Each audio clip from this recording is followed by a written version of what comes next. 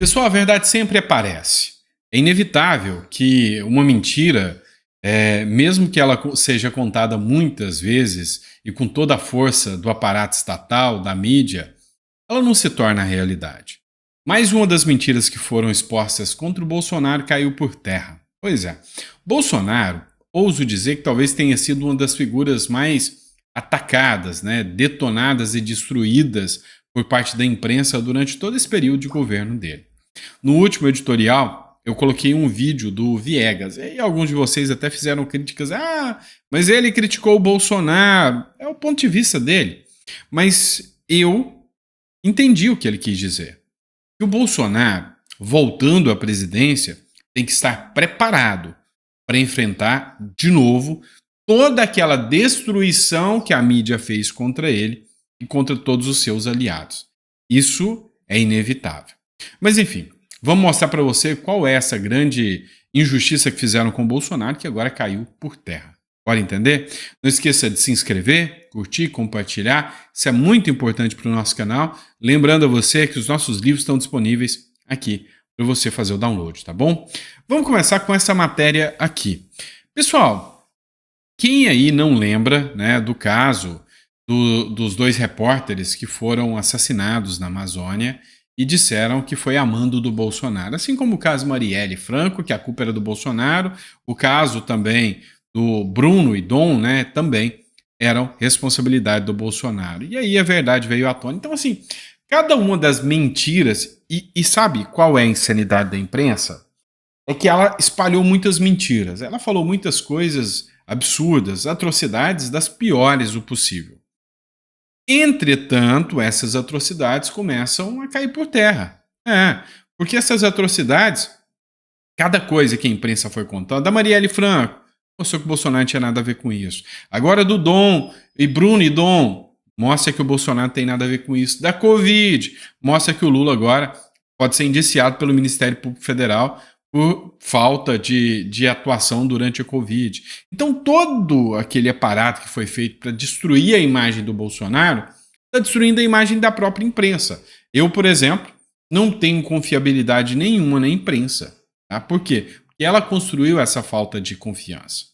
Segue a matéria do Metrópolis. A Polícia Federal conclui que a Colômbia mandou matar Dom e Bruno na Amazônia. A investigação realizada pela Polícia Federal confirmou que os dois foram mortos devido a atividades de fiscalização na região. Essa matéria aqui foi divulgada no Metrópolis. Todo mundo falava que a culpa era do Bolsonaro, né? A imprensa espalhou que o Bolsonaro matou, era ele que mandou matar porque ia descobrir coisas ilegais do Bolsonaro, sendo que, na verdade, a gente já sabia que a chance de ter vindo de um governo de esquerda ou de uma ONG, alguma coisa, era muito maior, né? Porque os caras estavam indo para lá para fiscalizar o povo na Amazônia. E aí, meu amigo, só tinha cara, jeito e andar de que ia dar ruim, né? Então, meu sentimento às famílias, minha solidariedade às famílias, duplamente. Inicialmente, né, pela perda de um ente familiar. Duplamente, né, em segundo caso, pela exploração nefasta que a imprensa fez, no caso da morte de ambos, né? Então, assim, minha solidariedade. A Elisa Bron escreveu o seguinte: e pensar que tinha gente gritando para os quatro ventos do planeta que a culpa era do Bolsonaro. Canalhas, né? E aí a Bia Kisses escreveu aqui, ó: o importante é difamar. A verdade sempre fica em segundo plano para a esquerda. A realidade dos fatos é que o Bolsonaro foi o político mais caluniado de toda a história brasileira. A realidade é que o Bolsonaro foi o político mais, sabe, massacrado. E massacrar o Bolsonaro estava tudo bem. Estava tudo bem. Outro ponto, o dólar. Agora, está mostrando que a ineficiência do Lula é pior do que a pandemia. Olha essa matéria. Internautas resgatam post de esquerdistas culpando o Bolsonaro pela alta do dólar na pandemia. E agora? Vão fazer uma autoculpa? Vão reconhecer que o Lula é pior do que a pandemia? Ministros do governo Luiz Inácio Lula da Silva usaram o X-Twitter para criticar a cotação do dólar durante a gestão do ex-presidente Jair Bolsonaro, quando a moeda norte-americana ultrapassou a marca de R$ 4. Atualmente, com o dólar fechando 5,87 na sexta-feira, a desvalorização do real se acentuou, tornando-o a sétima moeda que mais perdeu valor em relação ao dólar em 2024. É o efeito do amor, né? O amor desvaloriza as pessoas. E, sabe, a esquerda, ela é engraçada. Eu quero até quebrar o gelo com vocês aqui, uma publicação que me chamou muita atenção. Olha só a insanidade, olha só a loucura disso aqui. Eu sinto que a galera da esquerda tá meio que arrependida, não tá querendo ser esquerda mais não. Lá nos Estados Unidos tá rolando a eleição e a eleição lá é pesada. Hoje um sujeito arrependido de ser esquerda tentou fazer do jeito errado, do jeito que eles foram treinados e acostumados a fazer, roubando, né? Então tentou pegar uma bandeira de um cara de direita. Essa vocês merecem assistir. Esquerdista tentou roubar uma bandeira do Trump e Silas se lascou. Escuta só, olha isso.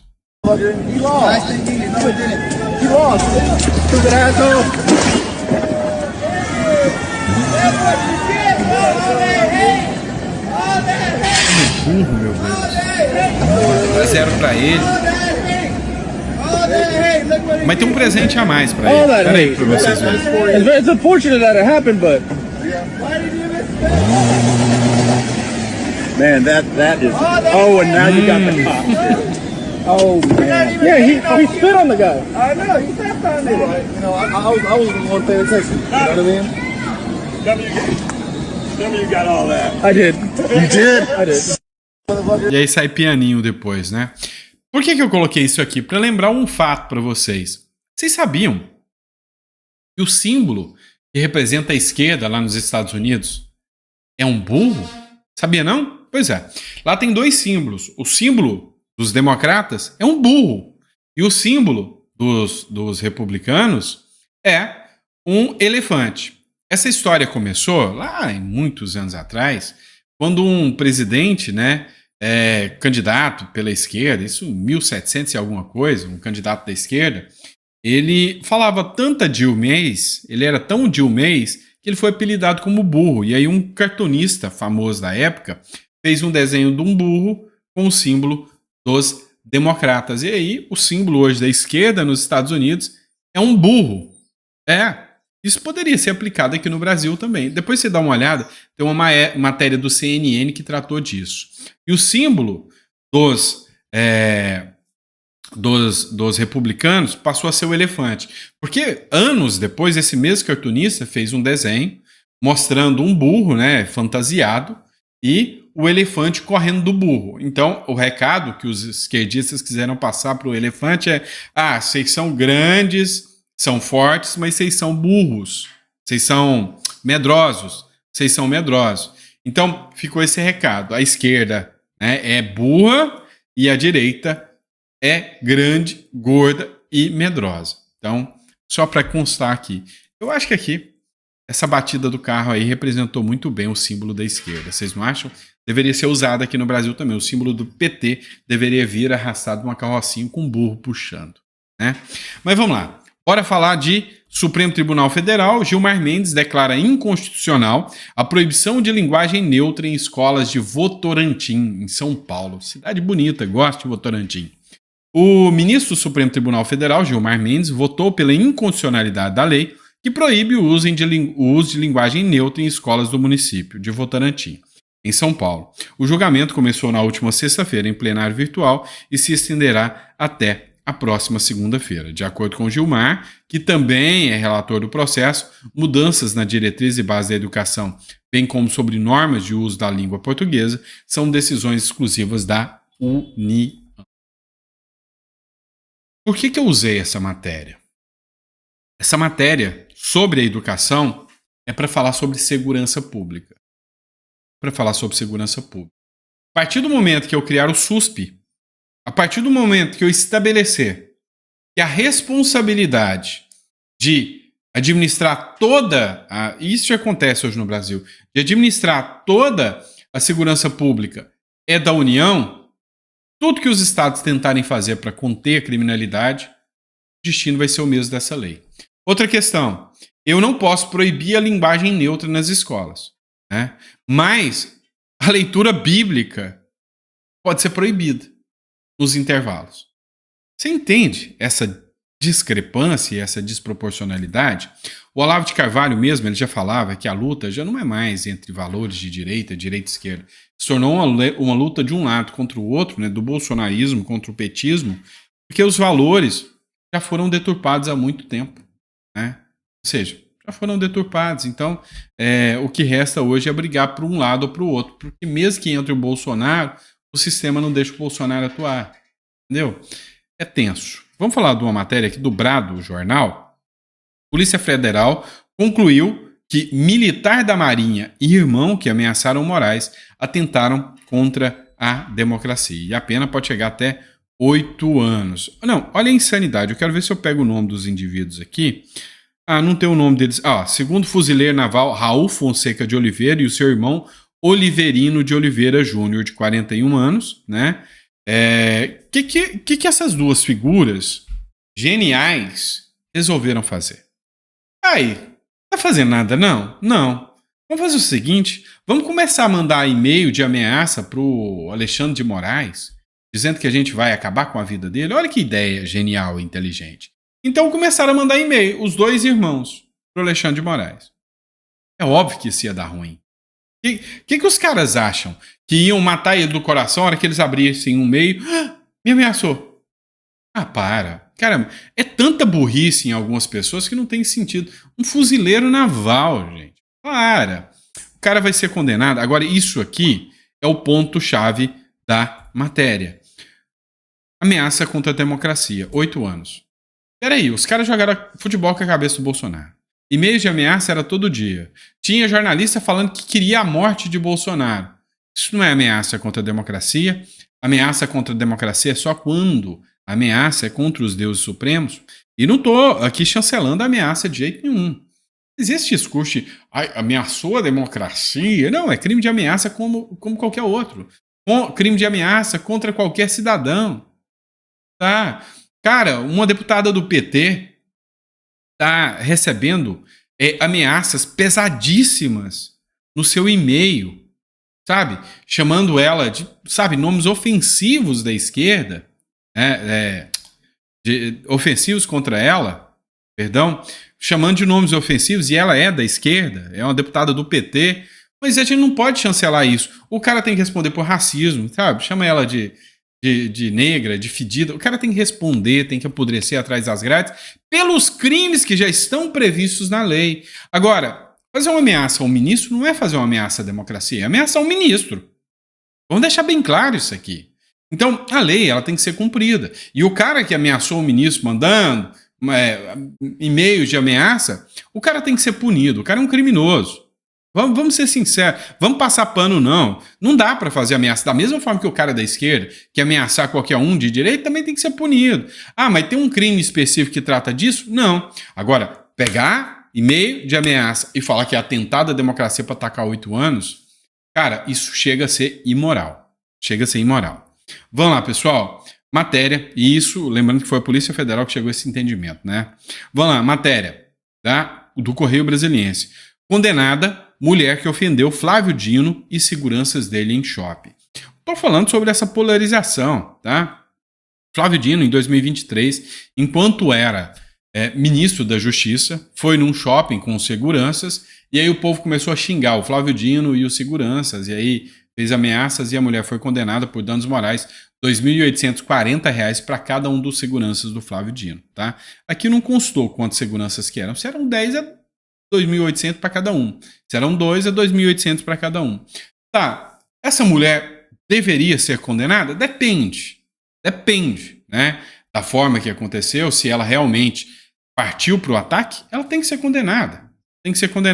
Se ela revidou um ataque sofrido, está em legítima defesa. Agora entenda uma coisa, não é com ameaças, não é com xingamentos que vai resolver o problema da política brasileira.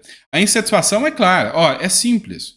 Se a população brasileira mesmo quisesse fazer protesto, vira as costas.